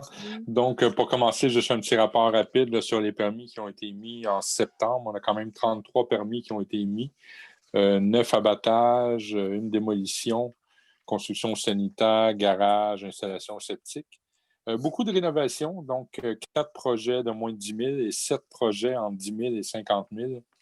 2 réparations et 4 ventes de garage. Donc, ça fait un petit peu le tour des permis. Il y a eu évidemment une rencontre du CCU qui a eu lieu, où les dossiers justement qu'on va présenter ce soir. Et ça fait à peu près le tour du rapport de notre inspecteur municipal. Si je procède maintenant avec les résolutions, donc 13.2, dérogation mineure, immeuble situé au 944 rue du Rivage, lot 4 833 963, au sujet du lotissement. Donc, considérant que la demande de dérogation a pour but de subdiviser un terrain qui contient 2 maisons jumelées nouvellement construites, considérant que les superficies, les frontages et les terrains ne respectent pas un tableau 1 du règlement de lotissement qui spécifie que la superficie minimale est de 1000 m², le frontage minimal est de 25 mètres et la profondeur moyenne est de 45 mètres. Considérant que la dérogation mineure ne peut cependant pas mettre littéralement de côté les normes réglementaires applicables, et ce, même si elle peut être demandée avant la réalisation d'un projet, pendant l'exécution des travaux ou après, lorsque les travaux sont terminés. Considérant que le projet de subdivision a été l'objet d'un refus par la municipalité en présentant le projet de maison jumelée et que les propriétaires ont déjà été notifiés par l'inspecteur. Considérant que le comité consultatif d'urbanisme du 26 août 2020 recommande au conseil de refuser la dite demande de dérogation mineure. En conséquence, je propose de refuser la demande de dérogation mineure au conseil. Oui. Appuyé par M. Archambault? Oui. D'accord. Est-ce que tout le monde est d'accord avec cette résolution? D'accord, je vous remercie beaucoup. Point 13.3, dérogation mineure encore, immeuble situé au... Je crois qu'on devrait peut-être, excusez-moi, là, mais je veux juste revenir sur la résolution d'avant. On devrait peut-être préciser dans les considérants qu'on a pris connaissance de la correspondance qu'on a reçue pour la consultation publique, l'avis public, si vous ne voyez pas d'inconvénient. Moi, je ne vois pas d'inconvénient. On en a fait part en début de réunion, mais on peut... Elle a été notée. Oui. Elle est notée déjà. Oui. Donc, 13.3, dérogation mineure, immeuble situé au 52 rue Benoît, implantation d'un appareil de climatisation. Considérant que la demande de dérogation a pour but de rendre réputé conforme l'implantation d'un appareil de climatisation à 1,92 m de la ligne latérale droite, plutôt qu'à 5 mètres tel que le stipule le règlement. Considérant que la demande de dérogation a pour but de rendre réputé conforme l'implantation sur la marge latérale droite plutôt que sur la marge arrière. Considérant que l'implantation actuelle ne respecte pas l'article 5.50 du règlement de zonage qui illustre que l'implantation est autorisée à l'intérieur de la cour arrière et à une distance minimale de la propriété. Considérant que la dérogation mineure ne peut cependant pas mettre littéralement de côté les normes réglementaires applicables, et ce, même si elle peut être demandée avant la réalisation d'un projet, pendant l'exécution des travaux ou après, lorsque les travaux sont terminés. Ici, on fait référence vraiment au caractère mineur que doit avoir l'intervention. Considérant que le fait d'accepter cette dérogation peut causer un préjudice aux voisins présents et futurs, considérant qu'il est possible de se conformer à la réglementation en vigueur, et ce, en déplaçant l'appareil sur la façade arrière, le comité consultatif d'urbanisme du 26 août 2020 recommande au conseil de refuser la dite demande de dérogation mineure. En conséquence, je propose au conseil de refuser la demande de dérogation mineure. Et c'est appuyé par M. Lauzon. Tout le monde est d'accord avec cette résolution? Oui. On peut noter aussi qu'il y avait eu une lettre d'appui favorable. Oui. Même chose, tout à fait, en considérant que le conseil a pris connaissance de des lettres qui ont été envoyées au sujet de cette dérogation mineure. D'accord. Maintenant, 13.4. Oui. Plan d'orientation de l'intégration architecturale, PIA, immeuble situé au 1043 rue du Rivage. Considérant que les membres du conseil municipal ont pris connaissance de la documentation en lien avec la demande de l'immeuble situé au 1043 rue du Rivage pour rendre le projet fenêtre latérale déjà installée conforme au permis numéro 2019-188, et ce, par l'installation de persiennes identiques à celles existantes sur la maison, l'ajout d'une traverse horizontale afin que la fenêtre fixe soit visuellement assimilable à une fenêtre à guillotine. Considérant que cette propriété est de catégorie 3 selon l'article 2.4 du règlement sur les PIA, considérant que dans le cadre du PIA, les travaux de rénovation extérieure doivent entre autres atteindre les objectifs suivants: mettre en valeur les éléments de nature patrimoniale, améliorer la qualité architecturale des bâtiments de nature patrimoniale, considérant la rencontre du 29 septembre 2020 du comité consultatif d'urbanisme qui recommande au conseil municipal d'accepter la demande en respectant ce qui suit: la conservation de toutes les caractéristiques architecturales de la fenêtre, cadrage et moulurage.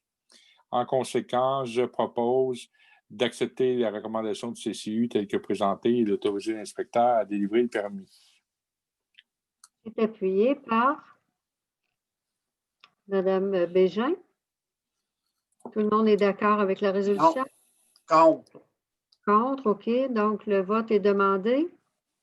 Oui. Monsieur Gard, est-ce que vous êtes pour cette résolution-là ou contre? Pour. Pour. Ça a été appuyé par Patricia, Monsieur Lauzon. Pour. Pour.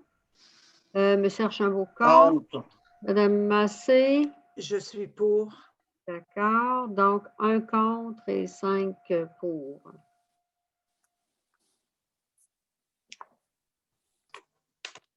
Donc, le point suivant, 13.5, plan d'implantation et d'intégration architecturale, immeuble situé au 628 rang de l'Acadie.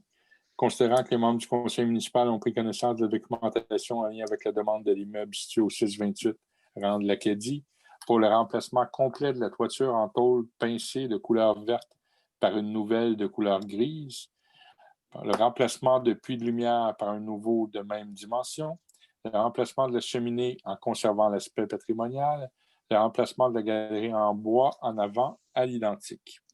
Considérant que cette propriété est de catégorie 3 selon l'article 2.4 du règlement sur les PIA, considérant que dans le cadre du PIA, les travaux doivent entre autres atteindre les objectifs suivants: mettre en valeur les éléments de nature patrimoniale et améliorer la qualité architecturale des bâtiments de nature patrimoniale, considérant la rencontre du 29 septembre 2020 du comité consultatif en urbanisme qui recommande au conseil municipal d'accepter la demande en respectant ce qui suit: utilisation de panneaux de toiture profilés de type classique qui sont fait vraiment référence à un style du manufacturier qui a été proposé, la conservation de toutes les caractéristiques architecturales, moulures de corniche d'origine et solin, le remplacement de la cheminée à l'identique en conservant l'aspect patrimonial, la reconstruction de la galerie en bois à l'identique, sauf pour le garde-corps et les rampes d'escalier, qui devraient être analysées plus en détail dans un prochain CCU. En conséquence, je propose d'accepter les recommandations du CCU telles que présentées et d'autoriser l'inspecteur à délivrer le permis. Un appuyeur. Madame Massé. On appuie-tu le CCU ou si on appuie le projet? Vous appuyez le CCU, vous prenez connaissance de l'avis du CCU et vous prenez une décision pour appuyer le projet et délivrer le permis. Demandez à l'inspecteur de délivrer le permis.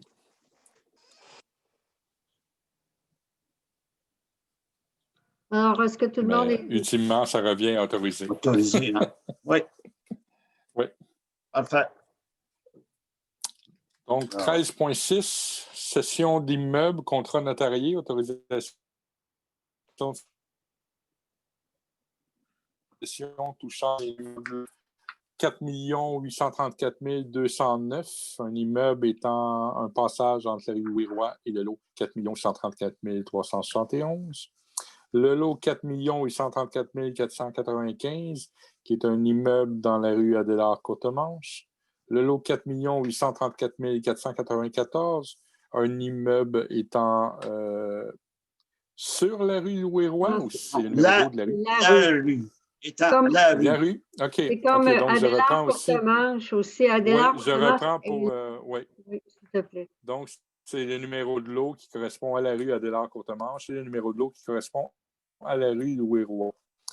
Le lot 4 834 370, qui est un immeuble qui est la zone tampon au nord de Moulin-Payet. Donc, en son conséquence, je propose d'autoriser conjointement la mairesse, Mme Chantal Denis, et la direction générale, Mme Véronique Piché, à signer les documents notariés reliés aux dites sessions. Appuyé. Appuyé par M. Archambault. Tout le monde est d'accord avec la résolution? Merci beaucoup. 13.7, empiètement du domaine public, immeuble situé au 18 rue des Sols. Considérant la demande du propriétaire de l'immeuble situé au 18 rue des Sols pour faire l'installation d'un amas d'asphalte de style Dodan dans son entrée charretière, mais situé dans l'emprise municipale. En conséquence, je propose d'autoriser l'empiètement dans l'emprise municipale pour un Dodan dans l'entrée charretière de l'immeuble situé au 18 rue des Sols si toutes les conditions suivantes sont respectées. Le demandeur ne peut tenir responsable la municipalité pour tout dommage à lui ou autrui en lien avec le dit Dodan. Le demandeur a 10 jours pour fournir une preuve d'assurance responsabilité civile de 2 millions, au même titre que la responsabilité civile générale de 2 millions. Le nom de la municipalité doit être ajouté à titre d'assuré additionnel sur la police d'assurance du demandeur avec un avis de 30 jours advenant l'annulation du contrat ou de toute modification. La permission est valide d'1 an et doit être renouvelée chaque année. Cette permission n'est pas transférable. Rien n'oblige la municipalité à renouveler la dite permission. Cette permission s'éteint aussitôt que le dit Dodan n'est plus. Aucune modification au dit Dodan ne peut être faite sans la permission de la municipalité. Aussitôt qu'un règlement d'empiètement du domaine public entre en vigueur à la municipalité, cette demande devient caduque et le demandeur doit se conformer au nouveau règlement dans les 3 mois suivant l'entrée en vigueur. Il est à noter que toutes les conditions doivent être respectées de la part du demandeur afin de maintenir valide l'autorisation d'empiètement sur le domaine public. J'aimerais l'appuyer. Appuyé par M. Lauzon. Tout le monde est d'accord avec la résolution? Oui. Très bien, merci beaucoup. Donc, le point 13.8, l'adoption d'un règlement concernant les nuisances sur le territoire de la municipalité de Saint-Antoine. Considérant que la municipalité de Saint-Antoine-sur-Richelieu désire réglementer certaines nuisances sur son territoire, considérant qu'un avis de motion a été donné à la séance ordinaire du 8 septembre 2020, considérant que le projet de règlement a été déposé par un membre du conseil municipal aux personnes présentes à la séance du 8 septembre 2020 et que des copies du projet de règlement étaient disponibles, considérant qu'au plus tard, 2 jours avant la date de l'adoption du règlement, toute personne pouvant en obtenir copie auprès du responsable de l'accès aux documents, considérant que des copies du règlement adopté sont mises à la disposition du public depuis le début de la séance, considérant qu'il n'y a aucun changement entre le projet déposé et le règlement adopté. Je voudrais juste qu'on change ce considérant-là, là. Je veux dire, considérant qu'il n'y a aucun changement qui change la nature du projet déposé. Aucun changement majeur. Un changement majeur, parce qu'il y a eu quelques petits changements, là. Oui. Donc, en conséquence, je propose d'adopter le règlement 2020-022 qui est décrété et statué ce qui suit. Donc, je vous épargne un peu la lecture du règlement, mais en gros, là, on fait un tour des nuisances. On parle un peu de tout le territoire qui était sujetti. On parle de nuisances au niveau des végétaux, des plantes d'eau, les matières nuisibles, résiduelles ou dangereuses, machinerie, visibilité, neige, glace, gazon, feuilles, entrée charretière, bruit, entretien, éclairage, nuisances agricoles et finalement les droits qui sont donnés à l'inspecteur d'inspection des lieux et après ça sur les infractions et peines que peuvent encourir le fait de contrevenir à ce règlement-là. Très bien. Donc, est-ce qu'on a fait la proposition? Puis, non, elle n'est pas faite, là. OK, j'en fais la proposition. Parfait. C'est appuyé par M. Lauzon. Tout le monde est d'accord? Oui. Est-ce Oui. que je peux ajouter quelque chose? Oui, certainement. Juste mentionner, s'il vous plaît, M.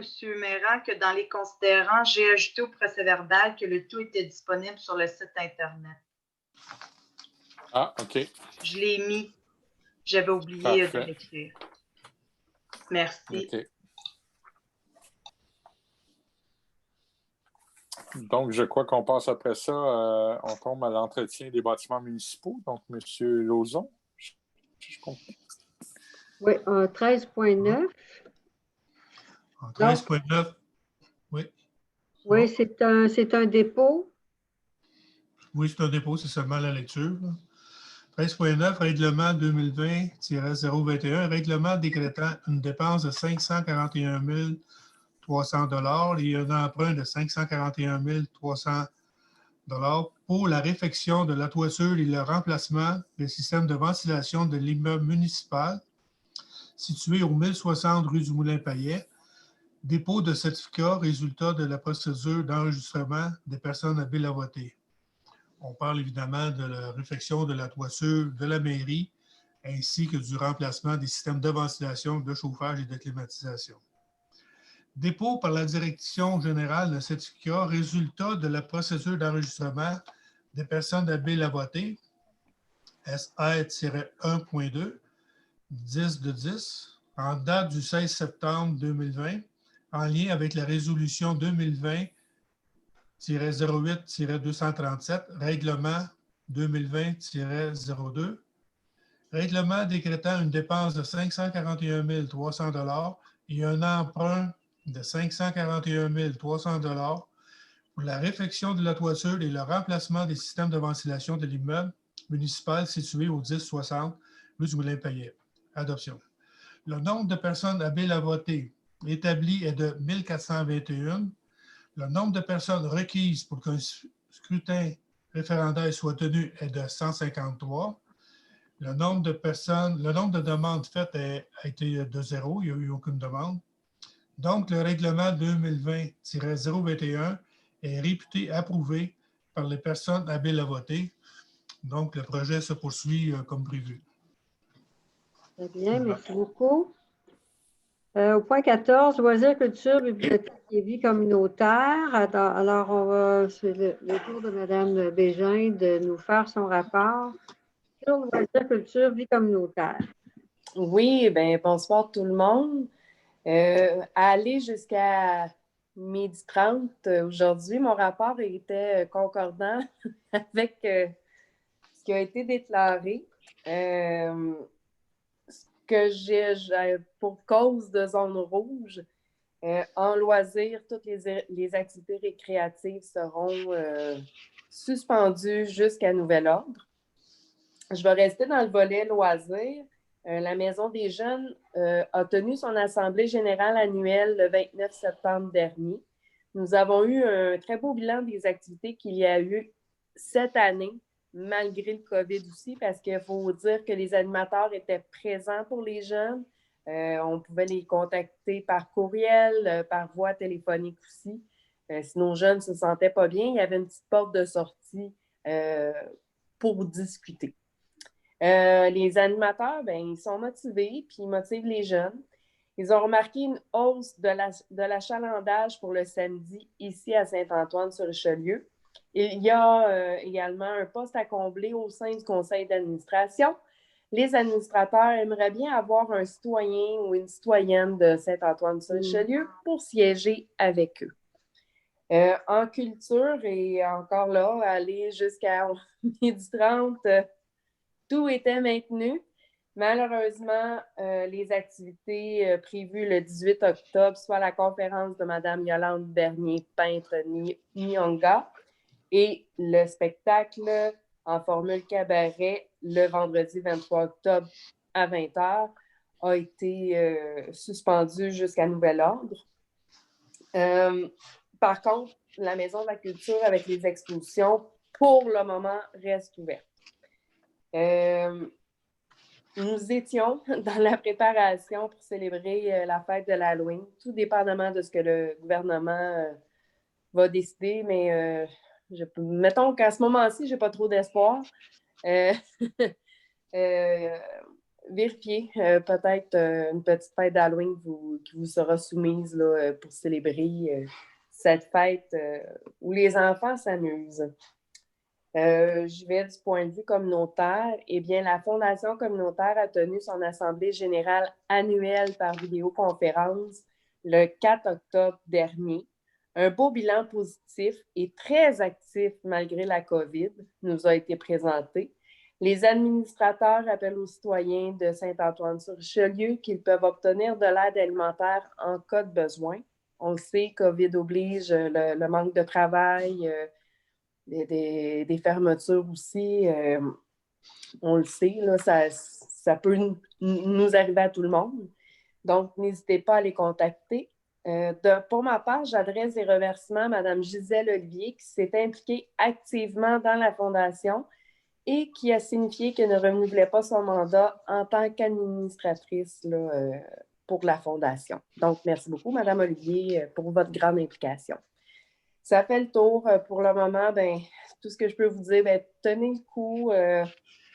Moi aussi, je la trouve dure un peu cette année, mais des activités, on va en avoir. Il faut juste tenir le coup et surtout respecter ce que Santé publique nous demande, dont le port du masque dans les lieux publics.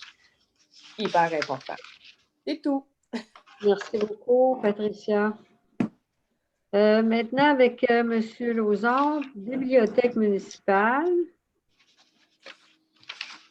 Bien, à la bibliothèque, c'est un peu comme ce qui se passe à la culture, c'est la consternation totale. On avait commencé à réouvrir la bibliothèque tranquillement. On laissait entrer les gens par petits groupes de 5 à 7. On leur permettait d'aller se promener dans les étalages de livres pour faire leur choix et tout ça. Il y avait une démarche assez simple, mais on contrôlait quand même les accès. Et puis, pendant une période de 2 semaines, ça a fonctionné. On s'est pratiqué, puis ça a très bien fonctionné. Même qu'on a eu 100 volumes de prêtés au cours de ces deux semaines-là, contrairement à un prêt normal pour le mois pendant la COVID. Le mois passé, on a prêté seulement 136 volumes. C'est en voie de repartir tranquillement toutes les habitudes de la bibliothèque, mais là, tout est arrêté. On pense à même garder le prêt sans contact qu'on avait instauré plus tôt pendant la période de confinement.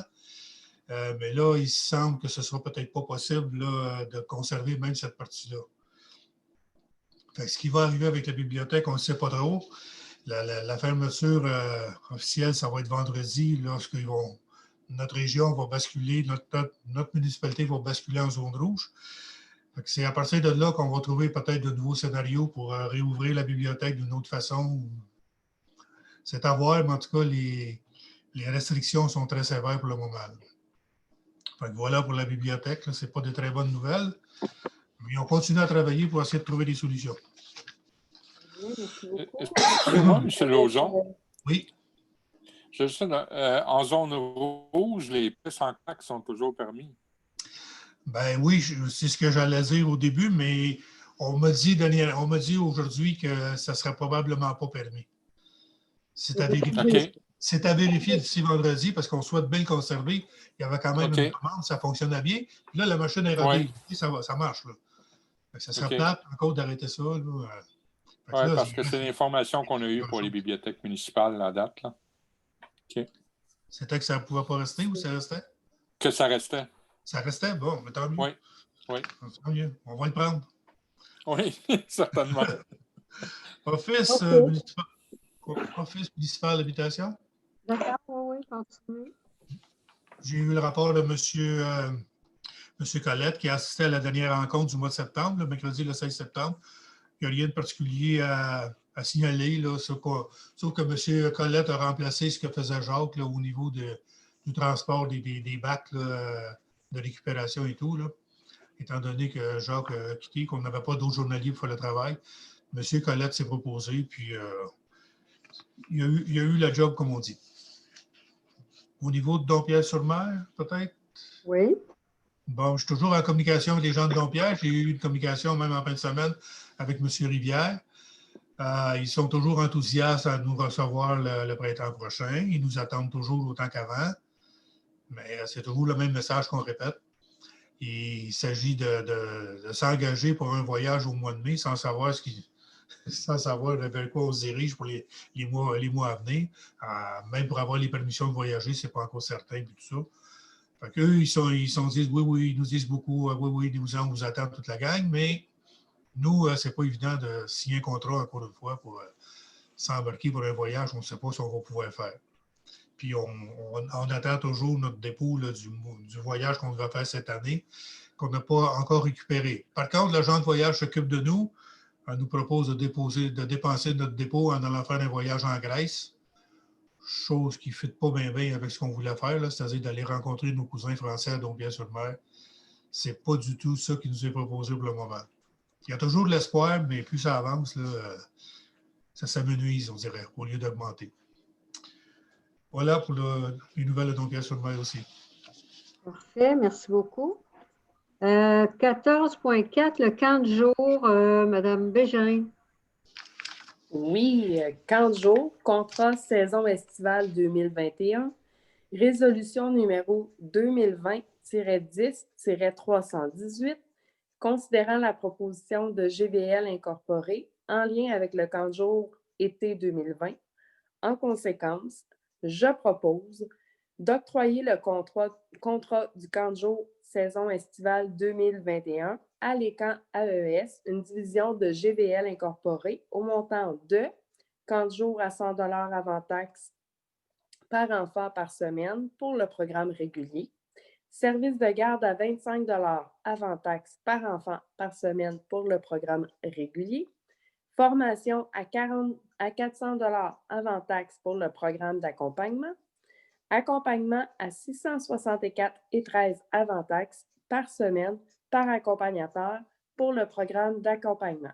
D'autoriser la direction générale à signer les documents reliés au contrat pour le camp de jour pour la saison estivale 2021. Ça prend un appuyeur, Mme Massé. Question. Oui.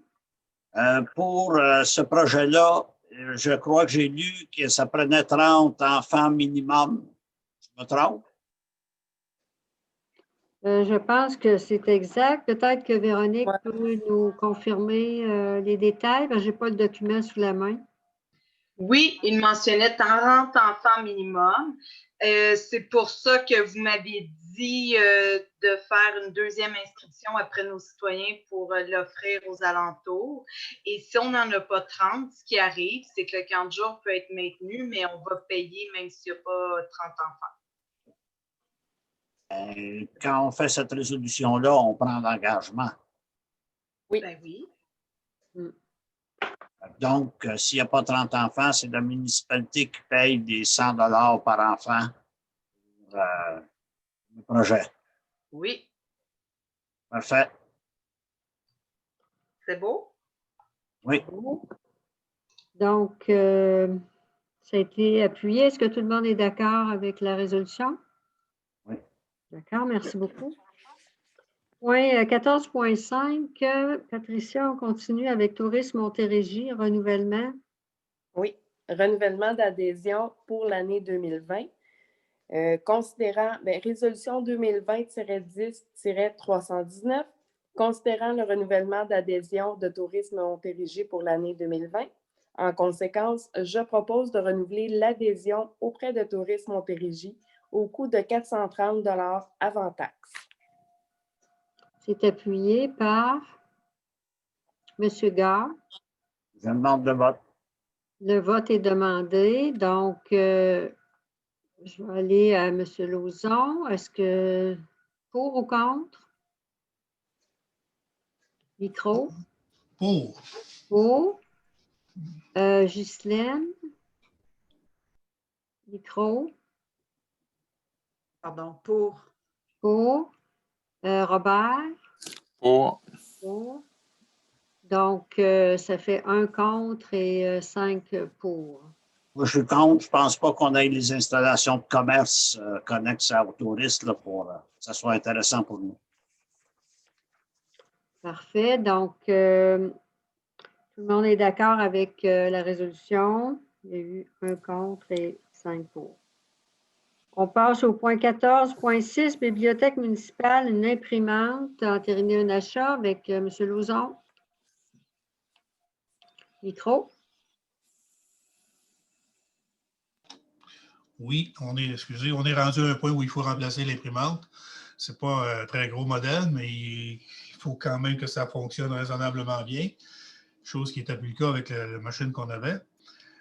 Jean a fait un suivi sur les différents modèles disponibles, puis il a trouvé quelque chose de très bien à pas trop cher, là.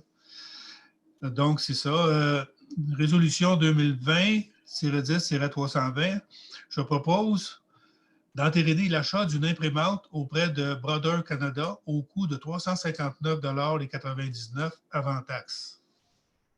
Appuyé par M. Archambault. Tout le monde est d'accord avec la résolution? Oui. Très bien, merci beaucoup. 14.7, Patricia, peut-être? Ça fait des loisirs? Ben oui. Club de motoneige à Dibou, Rive-Sud incorporée. Saison hivernale 2020-2021, permission. Résolution 2020-10-321, considérant la demande du Club de motoneige à Dibou, Rive-Sud incorporée pour la saison hivernale 2020-2021. En conséquence, je propose de permettre au Club de motoneige à Dibou, Rive-Sud, de traverser sur les chemins municipaux suivants. Le rang de l'Acadie, à la hauteur du numéro civique, ils vont nous revenir avec ça, et le rang du Brûlé, à la hauteur du numéro civique, qu'on attend le numéro aussi. Avec la permission, le Club de motoneige à Dibou, Rive-Sud incorporé, doit fournir à la municipalité une preuve d'assurance valide. Parfait. Est-ce qu'il y a un appuyeur? Oui. Pierre Lauzon? Merci. Tout le monde est d'accord avec la résolution? Oui. Merci. Maintenant, Maison de la culture Eulalie du Rocher, est-ce que carnet de santé? Non, ça a été, excusez, ça a été reporté. Maintenant, sujet divers, on a un point que M. Mérin va nous soumettre, une résolution. Oui, un autre PIA, donc 15.1, aménagement et urbanisme, plan d'implantation et d'intégration architecturale pour l'immeuble situé au 11-26 rue du Rivage. Donc, considérant la résolution 2020-07-207 de l'immeuble situé au 11-26 rue du Rivage, considérant que le CCI recommande au Conseil de refuser la demande de remplacement de fenêtres et portes en PVC, considérant des nouveaux éléments apportés par le propriétaire de l'immeuble situé au 11-26 du Rivage.